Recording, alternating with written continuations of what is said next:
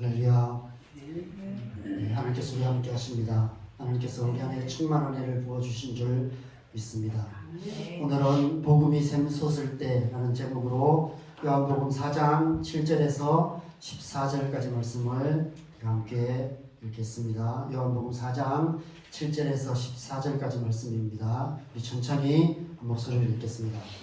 사마리아 여자 한 사람이 물을 기르러 왔으니 예수께서 물을 좀 달라 하시니 이런 제자들이 먹을 것을 사러 그 동네에 들어갔음이로라. 사마리아 여자가 이르되 당신은 유대인으로서 어찌하여 사마리아 여자인 나에게 물을 달라 하나이까 하니 이는 유대인이 사마리아인과 상종하지 아니함이로라. 예수께서 대답하여 이르시되 네가 만일 하나님의 성물과 또 내게 물 좀 달라 하는 이가 누구인 줄 알았더라면 내가 그에게 구하였을 것이요 그가 생수를 내게 주었으리라. 여자가 이르되 주여 물기를 그릇도 없고 이 우물은 깊은데 어디서 당신이 그 생수를 얻겠사옵나이까. 우리 조상 야곱이 이 우물을 우리에게 주었고 또 여기서 자기와 자기 아들들과 짐승이 다 마셨는데 당신이 야곱보다 더 크니까. 예수께서 대답하여 이르시되 이 물을 마시는 자마다 다시 목마르리니와 내가 주는 물을 마시는 자는 영원히 목마르지 아니하리니 내가 주는 물은 그 속에서 영생하도록 솟아나는 샘물이 되리라. 아멘.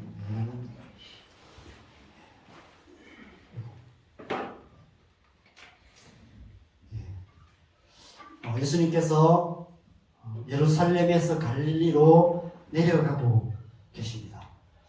사마리아를 지나가시다가 수가라는 동네에 야곱의 우물이라고 일컫는 우물가에 앉아 계십니다. 그 시간이 난 12시였다라고 우리가 지난주 말씀에서 우리 함께 보았습니다. 왜 예수님께서는 예루살렘성에 가셔서 좀 권력의 중심부에 있는 바리새인들에게나 제사장들을 만나지 아니하시고 왜 다시 갈릴리로 내려가셨을까요? 왜 굳이 사마리아를 지나가시며 왜 이 시간에 이 우물가에 앉아 계시는 것일까요? 우리가 오늘 본문에서 그 답을 찾을 수 있습니다. 사마리아는 유대인들이 가까이 가기조차 꺼리는 지역이었다고 합니다. 유대인들은 사마리아인들을 이방인 취급했습니다. 왜냐하면 과거 어두운 역사 속에서 민족의 순수성을 잃어버렸던, 그래서 역사적인 아픔을 이렇게 떠올리는 그런 사람들이 사마리아인이었습니다. 우리도 그렇죠. 우리가 과거의 상처와 아픔을 떠올리기 싫어서 애써 회피합니다.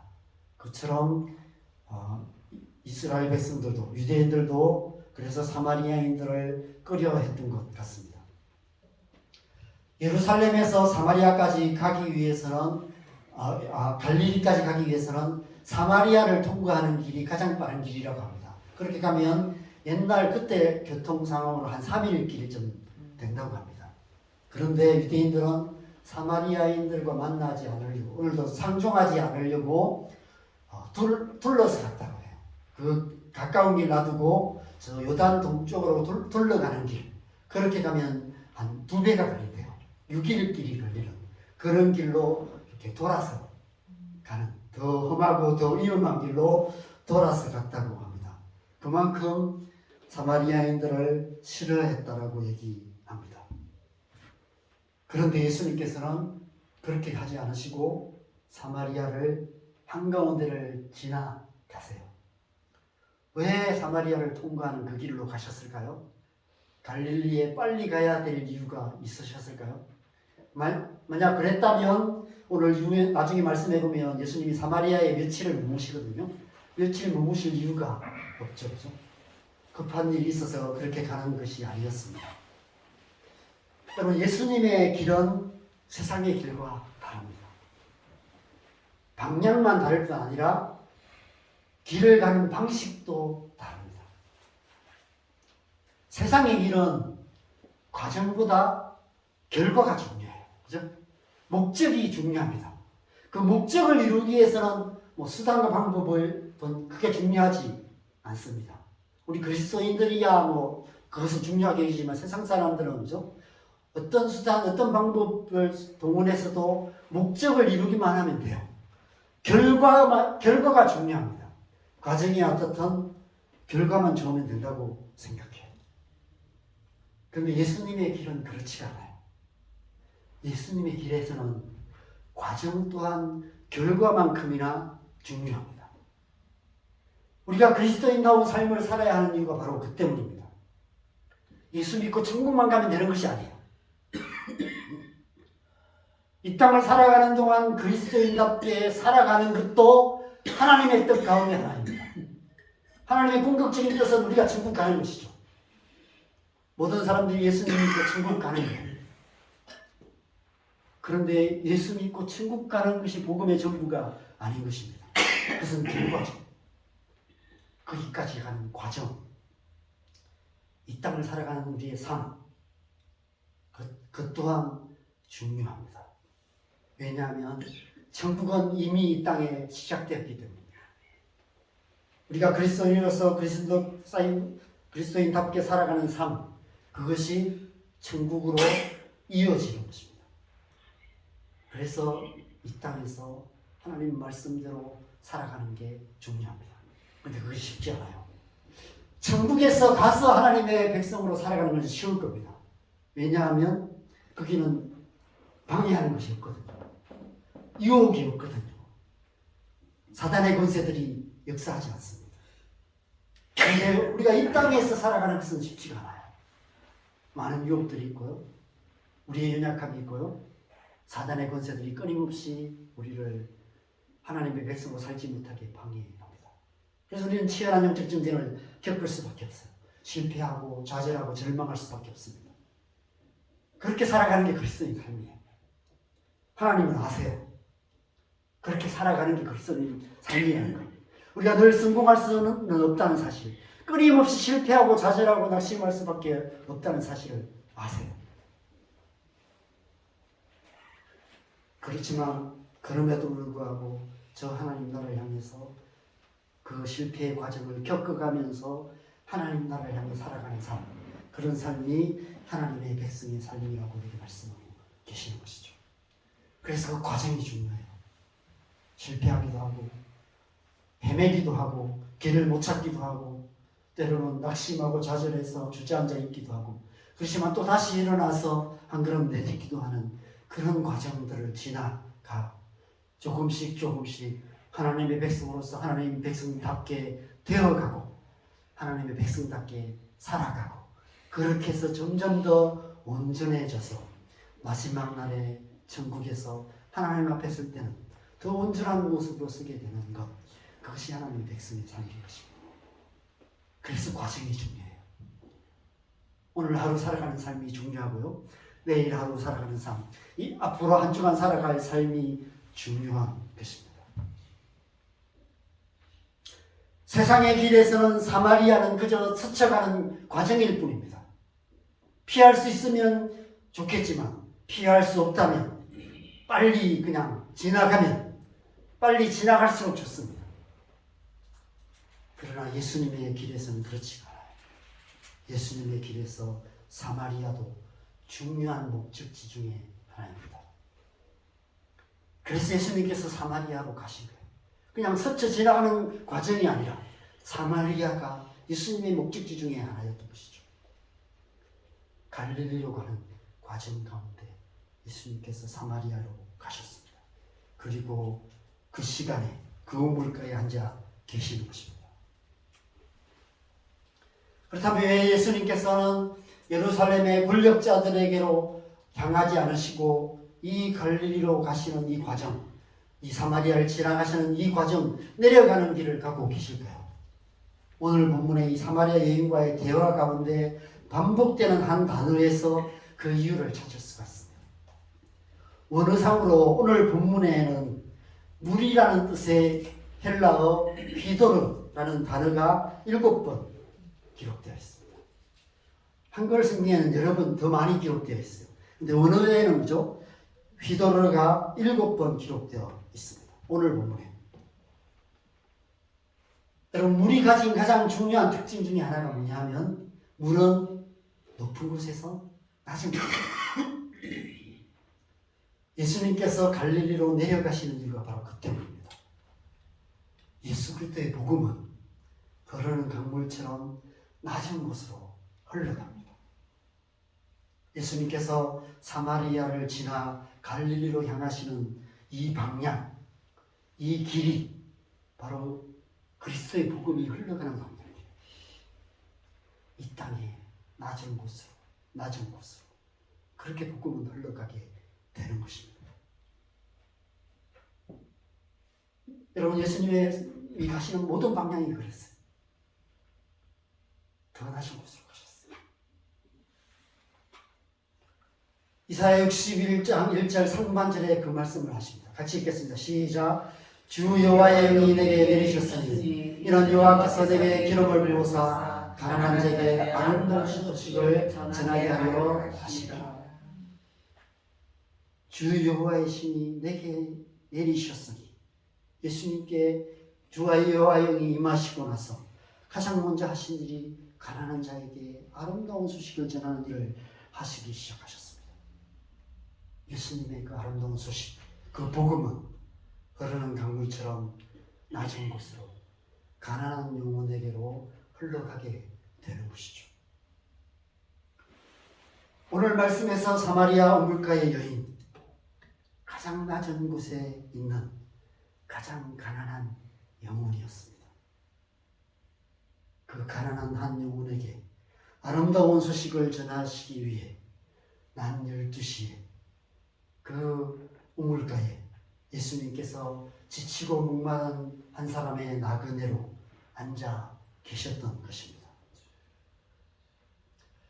낮 12시라는 시간이 우리에게는 크게 이렇게 와닿지 않습니다. 그런데 그 땅에 가보면 어떤 의미인지 몸으로 느낄 수가 있습니다. 제가 선교단체 사역할 때 이집트 단기 선교를 제가 2번을 갔었습니다. 그러면서 시내산에 이제 2번을 갔었는데 출애굽한 이스라엘 백성들이 그 시내산으로 갔던 그 경로라고 추정되는 그 경로를 따라서 시내산을 2번을 갔었어요. 물론 관광버스를 타고 갔었죠. 가장 기억에 남는 장소 중에 하나가 마라의 쓴물이라고 추정되는 장소를 갔었습니다. 여기가 이제 그 장소예요. 이렇게 조그마한 우물 하나, 실제가 이곳이었는지는 알 수가 없습니다. 그냥 여기에 작은 샘이 하나 있어서 여기에 이제 이런 장소를 추정하는 장소였습니다. 처음에 갔을 때는 겨울에 갔기 때문에 우리나라의 한여름 정도 날씨였어요. 그래서 좀 덥다.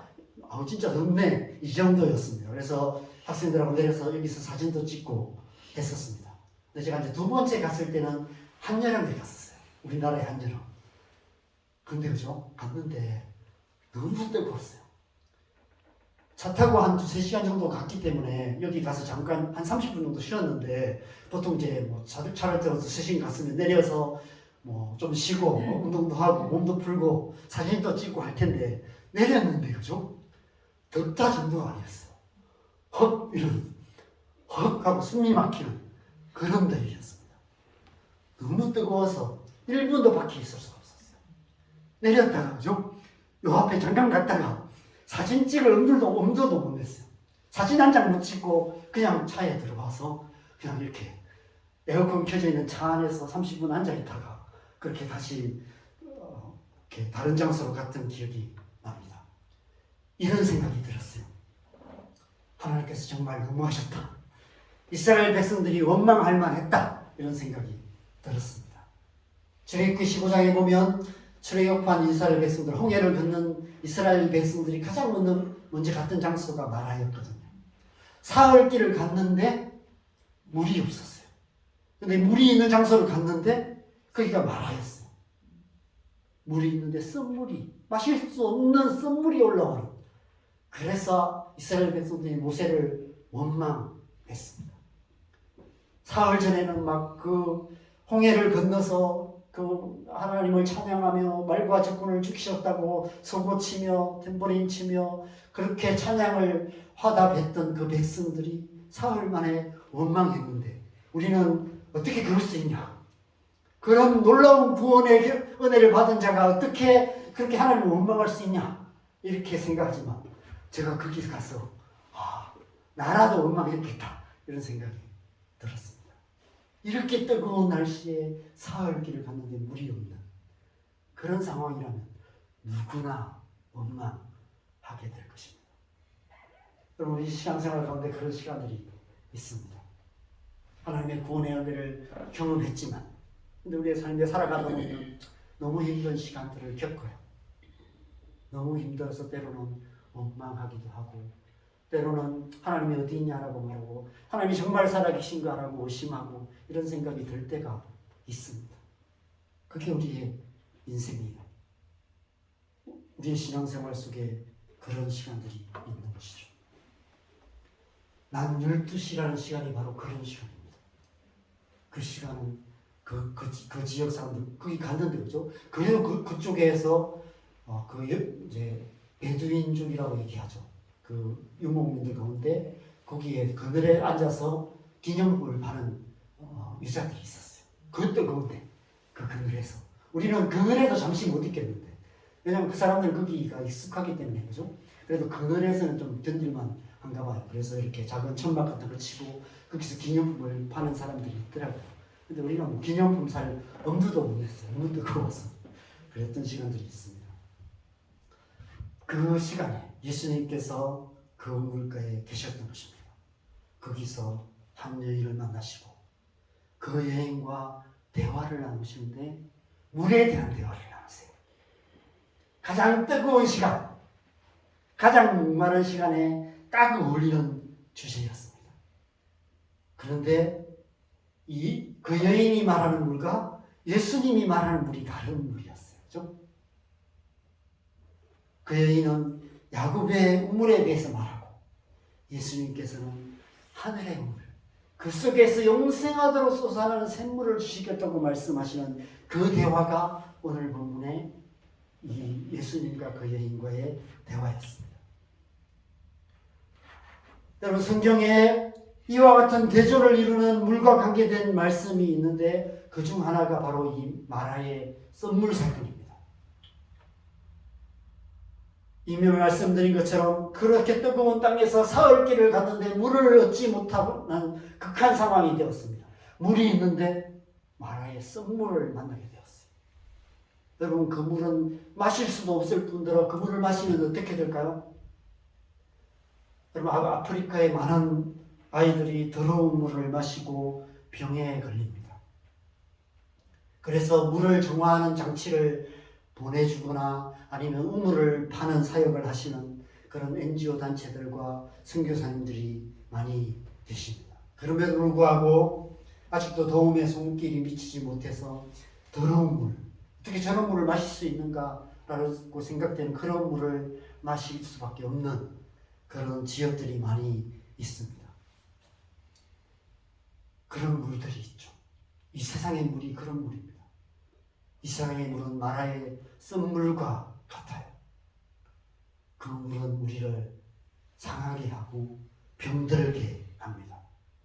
우리의 몸과 마음을 상하게 할 뿐 아니라 우리의 영혼을 약하게 하고 병들게 만듭니다. 이 세상에 있는 물들이 그래요. 우리 영혼의 그것은 독과 같아요. 그 물로 말미암아 우리가 약해지고 병들고 상하고 그런 고통을 겪게 되는 것이죠. 그래서 출애굽기 15장 26절에 보면 하나님께서 마라의 쓴물을 단물로 고치신 후에 이렇게 말씀하십니다. 같이 읽겠습니다. 시작. 이르시되 너희가 너희 하나님 여호와의 말을 듣고 순종하고 내가 보기에 의를 행하면 내 계명에 귀를 기울이며 내 모든 규례를 지키면 내가 애굽 사람에게 내린 모든 질병 중 하나도 너희에게 내리지 아니하리니 나는 너희를 치료하는 여호와입니다. 마라의 썸물 사건 바로 다음에 이 말씀을 하세요. 내가 너희에게 애굽의 사람에게 내린 질병 중 하나도 너희에게 내리지 않겠다. 나는 너희를 치료하는 여호와입니다. 라고 말씀하세요. 이 사건, 이 마라의 썸물 사건은 이 질병과 관계가 있는 것이죠. 그리고 광야 가운데 살아가는 삶에 있어서 가장 큰 두려움 중에 하나는 병에 걸려요. 저도 이제 사역자로 살면서 선교사로 나가야 되나 이런 고민들을 많이 했던 적이 있었습니다. 정말 가야 될까 말아야 될까 이런 고민들을 많이 했는데 가장 큰 고민이 되었던 주제 중에 하나가 우리 아이들이었습니다. 우리 아이들이 약해서 자주 병에 걸렸기 때문에 이 아이들 데리고 선교지에 나가서 정말 아이들이 병 걸리고 힘들면 어떻게 하나 이런 것이 좀 가장 큰 두려움이었어요. 그래서 많이 고민하고 망설이고 그래도 한번 결단하고 우리가 나가려고 두 번째 아식년 때는 온 가족이 몽골을 갔었는데 결국 하나님이 막으시더라고요. 그래서 결국 이제 제가 신학을 하고 목회의 길로 오게 되었는데 많은 선교사님들이 사실 선교지에 가서 가장 크게 겪는 두려움 중에 하나가 바로 그런 거예요. 선교지에서 질병이 걸리고 자녀들이 아프고 이럴 때 겪는 그런 고통들이 크죠. 하나님께서 이 마라의 썸물을 통해서 바로 이 하나님을 계시하세요. 여호와 라파, 치료하시는 하나님의 이름을 말씀하십니다.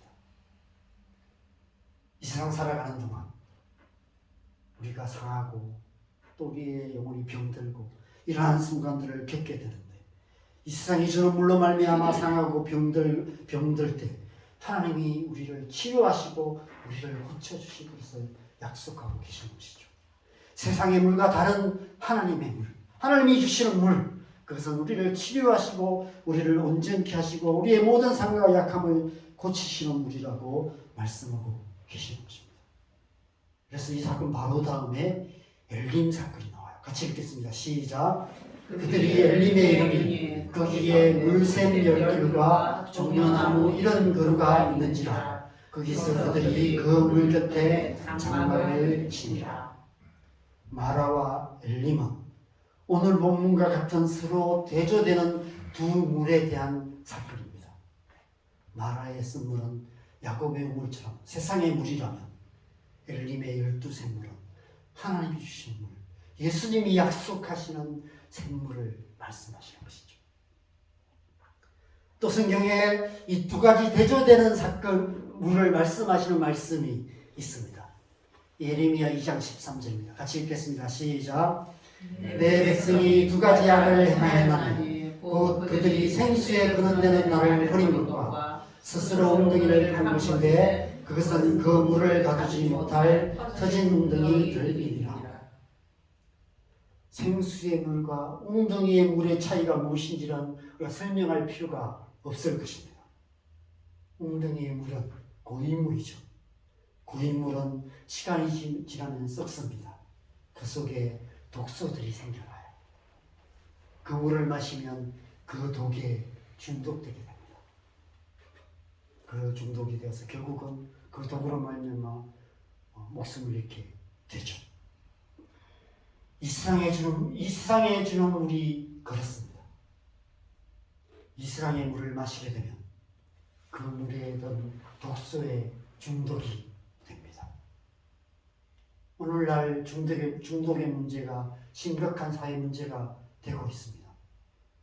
우리나라도 점점 더 중독의 문제가 심각해져서 마약 청정국이었던 우리나라가 점점 더 마약 사건들이 계속해서 많이 일어나고 있습니다.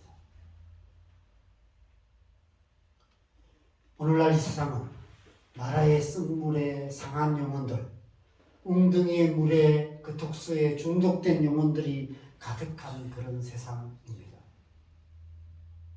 오늘 예수님께서 만나고 계신 이 사마리아 여인, 이 여인이 바로 그런 여인이죠. 마라의 쓴물에 상한 영혼, 웅덩이의 고인물에 중독된 영혼, 바로 저와 여러분의 모습을 상징하는 그런 여인입니다. 우리가 이런 모습이죠. 우리 안에 이런 마음들이 있습니다. 우리의 영혼 가운데 상한 영혼, 중독된 영혼이 있는 것이죠. 12절 말씀에 보면 그 여인이 우리 조상 야곱이 이 물을 우리에게 주었다라고 말합니다. 이 자랑하죠. 우리의 조상 야곱이 준 우물이다라고 얘기합니다. 여러분, 우리 모두에게는 조상으로부터 물려받은 그런 우물이 있습니다. 마음의 우물이 있죠. 조상 대대로 우리 가정에 흘러오는 어떤 전통과 가정의 분위기라는 게 있어요. 가정마다 가정만에 흘러오는 가정 안에 있는 생물이 있습니다. 그 속에서 우리는 그 물을 마시며 자라나게 됩니다. 그 우물의 물이 충분하면 그런 대로 살만한 영혼이 됩니다. 그래서 살만한 인생을 살게 되죠. 그러나 이 땅의 대부분의 가정이 그렇지가 못해요. 말에 쓴물이 가득한 그런 가정들이 있습니다. 그래서 어릴 시절부터 그 속에서 쓴 기억밖에 없죠. 어려서 자라오면서 어떤 과거를 생각하면 쓴 마음밖에 올라오지 않나. 왜냐하면 그런 쓴 마음만 경험하며 살았기 때문에. 그래서 상처받은 영혼으로 살아가는 사람들이 많이 있습니다. 그게 저의 모습이고요, 우리의 모습이고요, 우리의 자녀들의 모습일 수 있습니다. 그렇게 살다가 세상 속에 있는 또 세상의 물들을 마시게 돼요. 세상의 물은 어떤 물입니까? 중독적인 물이죠. 그 물로 말미암아 끊임없이 중독의 문제들이 일어나고 있습니다. 게임 중독, 도박 중독, 마약 중독, 알코올 중독, 성 중독, 이런 중독의 문제들이 심각한 사회 문제가 되고 있죠.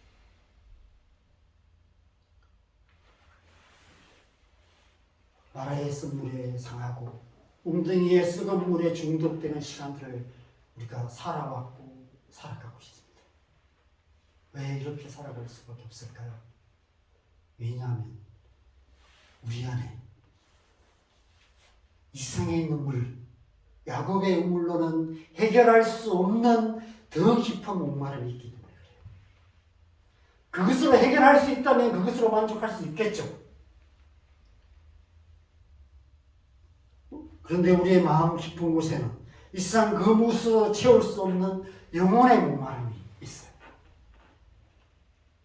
우리에게는 그 물이 아닌 다른 물이 필요합니다. 이 물이 아닌 다른 물이 필요해요. 그래서 예수님께서 말씀하시는 거예요.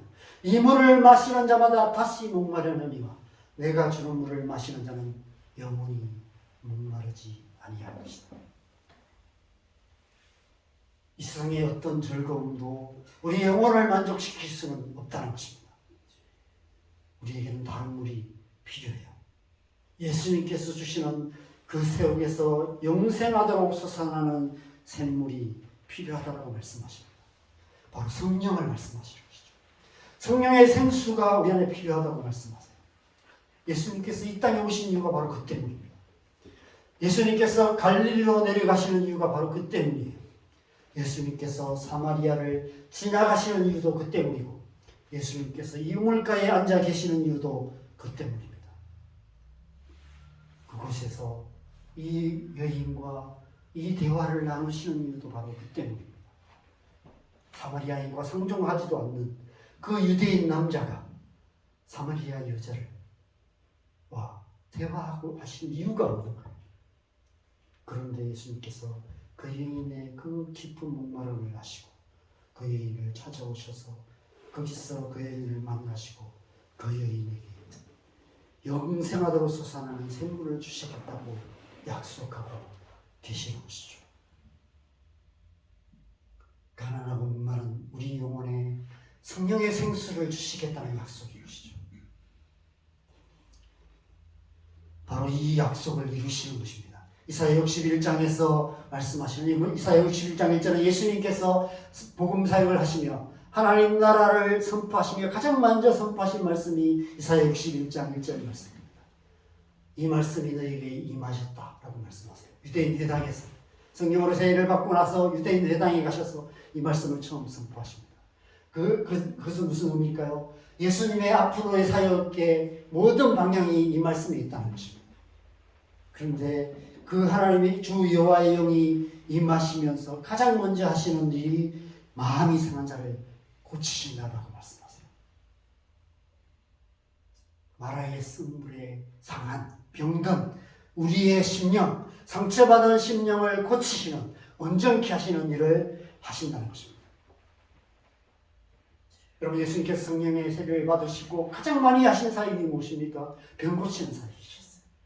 그 단지 육신의 질병만을 말하는 게 아닙니다. 우리의 마음에, 우리의 상한 마음을 고치시고 우리의 상한 영혼을 고치시는 사역을 하셨던 것입니다.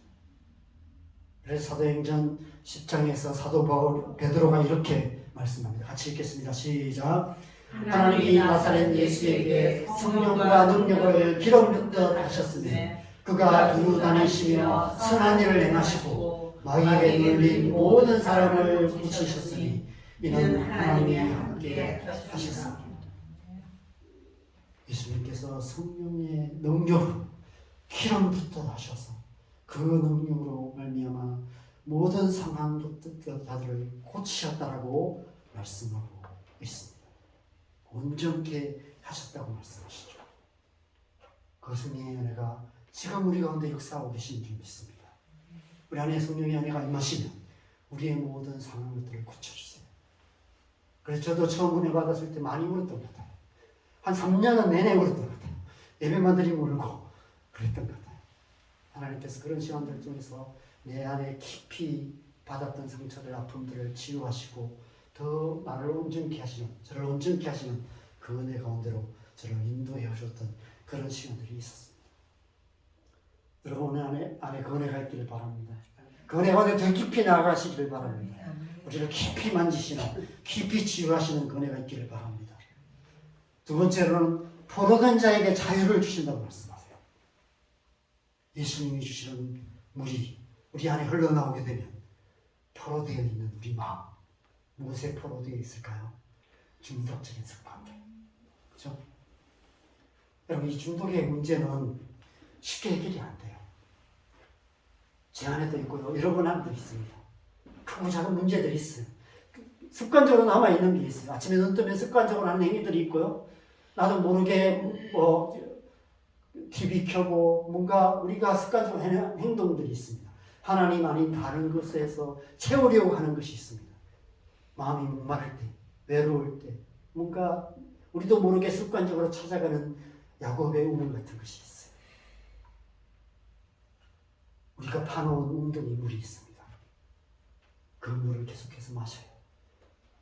그것으로 잠깐 목마름을 해결합니다. 그런데 또 목말라요. 그럼 또 그 물을 찾아갈 수밖에 없어요. 중독되는 것이죠. 그것을 끊어내기가 쉽지 않아요. 오래 그런 삶을 살면 살수록 그래요. 가면 갈수록 더 강력한 중독들이 많이 있습니다. 알코올 중독이나 도박 중독이나 마약 중독 같은 것들 보죠. 우리의 뇌에 그것이 뭔가 호르몬 작용으로 나타나요. 그래서 그것이 없이는 살 수가 없게 돼요. 그래서 거기에서 헤어날 수가 없는 거예요. 의지로 되는 것이 아니에요. 오직 성령의 은혜로만 가능한 것이죠. 그래서 에베소서 5장 18절에 이렇게 말씀합니다. 같이 읽겠습니다. 시작. 술 취하지 말라 이런 방탕한 것이니 오직 성령으로 충만함을 받아라. 오직 성령으로 충만함을 받을 때, 날마다 성령의 충만함의 은혜가 우리 안에 역사하실 때 우리의 마음을 사로잡고 있는 중독으로부터 자유케 되는데 서서히 자유케 됩니다. 오랜 시간이 필요해요. 오랜 시간이 필요해요. 계속해서 성령의 충만한 가운데 살아가게 되면 어느 날 더 이상 그렇게 하지 않는, 거기서부터 자유케 되는 은혜가 있습니다. 어떤 문제는 쉽게 해결되는 문제도 있어요. 한 번에 해결되기도 해요. 그런 간증들을 하시는 분들이 많아요. 단번에 하나님께서 오랜 중독적인 습관으로부터 단번에 자유케 해주셨던 그런 간증들이 있습니다. 그런 은혜도 역사하시지만 많은 경우는 조금씩 자유케 되어서 어느 날 보니까 내가 더 이상 그렇게 하지 않는, 이전에는 그것이 내게 문제였는데 이제는 더 이상 내 삶에 문제가 되지 않는 자유케 되는 은혜를 경험하게 됩니다. 어떻게요? 성령의 충만한 가운데 살아갈 때 그래서 날마다 성령의 충만한 가운데 살아가는 것이 중요한 것입니다. 우리의 마음을 사로잡고 있는 중독으로부터 자유케 되는 것이죠. 세 번째로는 갇힌 자에게 노임을 선포한다고 말씀하십니다. 무엇에 갇혀 있을까요?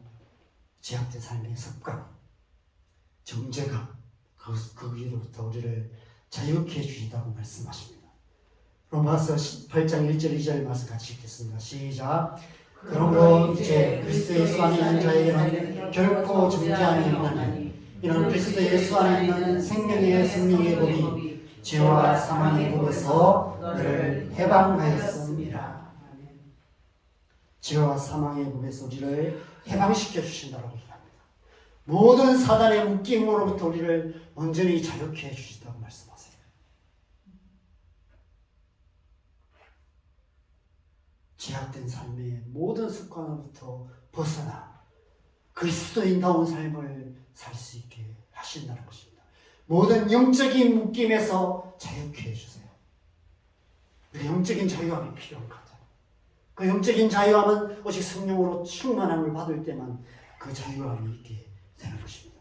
오직 예수님께서 주시는 이 생물, 곧 성령의 은혜로 말미암아 우리는 영적인 자유함까지 얻게 되는 것입니다.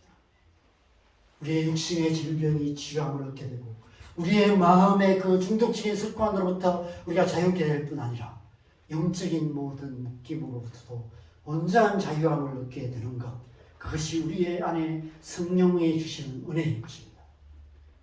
예수님께서 그 은혜를 우리에게 약속하세요. 영생하도록 솟아나는 생물, 그것이 우리 안에 흘러넘치게 될 때 그 은혜가 더 충만하게 되는 것이죠. 이 사마리아 물가의 이야기를 통해서 우리를 그 은혜 가운데로 더 깊이 인도해 주시는 것입니다.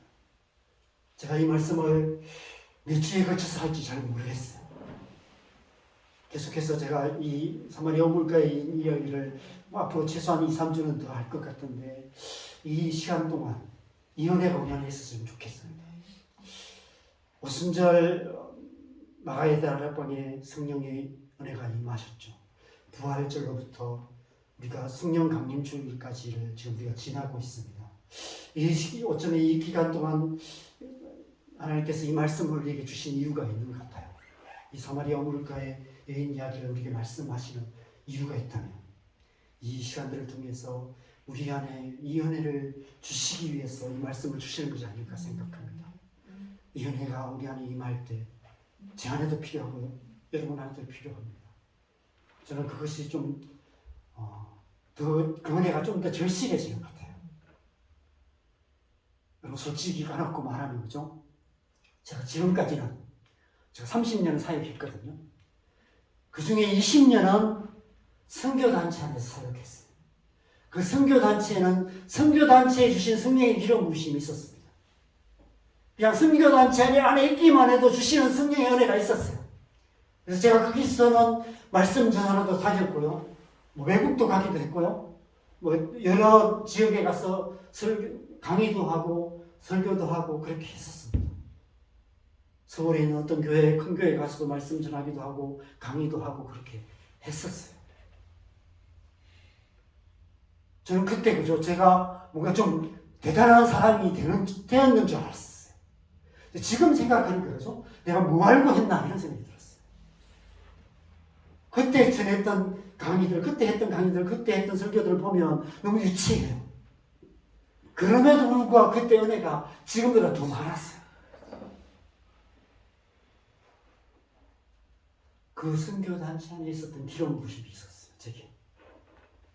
그러다가 제가 그 이후에 10년은 남산교회에서 사역을 했었습니다. 남산교회 안에 주신 성령의 기름 부심이 있었어요. 저는 남산교회 부목사였습니다. 남산교회 청년부 전도사였습니다. 그때는 남산교회에 주신 기름 부심이 있었습니다. 남산교회가 오랫동안 기도해왔고 권사님들, 성도들의 기도 가운데 하나님이 주신 기름 부심이 있었습니다. 그래서 저는 그 기름 부심 안에서 사역을 했었습니다. 근데 저는 지금 이제 개척교회 목사가 되었어요. 개척교회 목사가 사역해 보니까 왜 이사야 54장 말씀을 주셨는지를 제가 알게 되었습니다. 홀로 된 여인을 왜 말씀하시는지 알겠어요. 이제는 제게 주신 길은 무엇인가 해야 돼요. 저 혼자 하나님 앞에 씨름할 수밖에 없습니다. 그래서 제가 이 말씀이 더 절실해요. 하나님의 이 성령의 기름 부으심이 더 충만하지 않으면 내가 사역할 수도 없겠구나. 우리 기초교회가 살아날 수 없겠구나. 이런 생각이 더 절실하게 듭니다. 저만 아니라 여러분도 마찬가지죠. 여러분이 지금까지 10년, 20년, 30년, 길게는 4, 50년 이상 신앙생활 해왔지만 신앙생활 하기가 갈수록 더 힘들잖아요. 이 시대가 하나님의 백성으로 하나님의 백성답게 살기가 더 힘들어지는 시대입니다. 그 하나님의 성령의 은혜가 충만하지 않으면 하나님의 백성답게 살 수 없는 우리 시대를 살아가고 있습니다. 이러한 시대를 살아가는 우리에게 이 말씀을 주십니다.